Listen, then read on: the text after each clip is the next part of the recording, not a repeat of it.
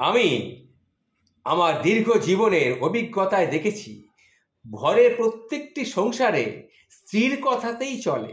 স্বামীর কথা, স্বামী সে যত বড়ই হোক, যত বড় গণ্যমান্য ব্যক্তি হোক, জজ ব্যারিস্টার হোক, প্রভাবশালী ব্যক্তিকেও দেখেছি স্ত্রীর কথাতেই সে কিন্তু চলে। এবং এই কথাটি আমি একটা ছোট্ট গল্পের মাধ্যমে আপনাদের কাছে প্রমাণ করে দিতে চাইছি।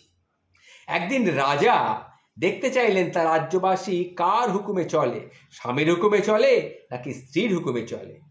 তিনি ঘোষণা করলেন, ঘরে ঘরে বউয়ের কথা মানা হয়, যে যে ঘরে তারা এসে রাজপ্রাসাদে এসে একটা করে আপেল নিয়ে যাবে। আর ঘরে ঘরে স্বামীর কথা চলে, যাদের ঘরে স্বামীর কথায় ওঠবোস করে সবাই, তারা একটা করে এসে ঘোড়া নিয়ে যাবে। তা পরের দিন সমস্ত রাজ্যবাসী সেখানে এসে হাজির হলো এবং সবাই একটা করে আপেল নিয়ে চলে যেতে লাগলো। তখন রাজা ভাবলেন যে কী ব্যাপার, সবাই দেখি আপেল নিয়ে যাচ্ছে কিন্তু ঘোড়া কেউ নিচ্ছে না। তখন এই করতে করতে সন্ধে হয়ে গেল। তখন একজনকেও পাওয়া গেল না যার ঘরে স্বামীর কথা চলে। এমন সময় যখন সন্ধে হয় হঠাৎ একটা লম্বা চড়া স্বাস্থ্যকর একটা বিশাল বড় গোপ আছে, এইরকম একজন মানুষ এসে উপস্থিত হলো। সে বলল, আমারই কথা আমার ঘরে চলে। তখন রাজা বেজায় খুশি হয়ে পড়লেন, বললেন, যাও, আমার ঘোড়াশাল থেকে সব থেকে ভালো ওই যে কালো ঘোড়াটা দেখছো, তেজিয়াল ঘোড়া, ওটা তোমাকে আমি দিয়ে দিলাম। লোকটা ঘোড়াটা নিয়ে চলে গেল। রাজাও মনে মনে খুব খুশি হয়ে বললেন, যাক, একজন অন্তত পাওয়া গেল যার কথায় সংসারটা চলে, অর্থাৎ স্বামীর কথায় সংসার চলে, এরকম একটা লোক অন্তত পাওয়া গেল। কিন্তু কিছুক্ষণ পর ওই লোকটিকে দেখা গেল ঘোড়াটা নিয়ে এসে ফেরত চলে এসছে। এসে বলল, রাজামশাই, আমাকে ঘোড়াটা পাল্টে দিন। আমার বউ বলল কালো রং অশুভ, সাদা রং হচ্ছে শান্তির প্রতীক, তাই আমাকে একটা সাদা ঘোড়া দিন।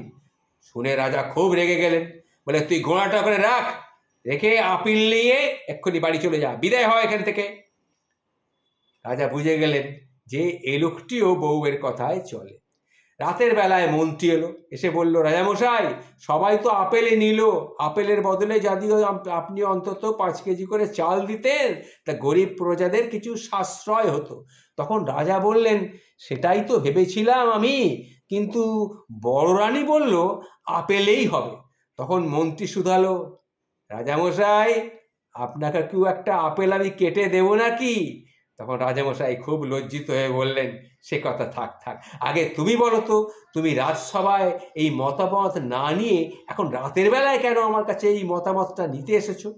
তখন মন্ত্রী লাজুক উত্তর দিলেন, আগামীকাল সকালেই বলতাম, কিন্তু আমার বউ বলল এখনই যাও, রাজামশাইকে গিয়ে বুদ্ধিটা এখনই দিয়ে এসো, না হলে সকালবেলা তিনি চাল দেওয়ার কথা ঘোষণা করবেন কি করে।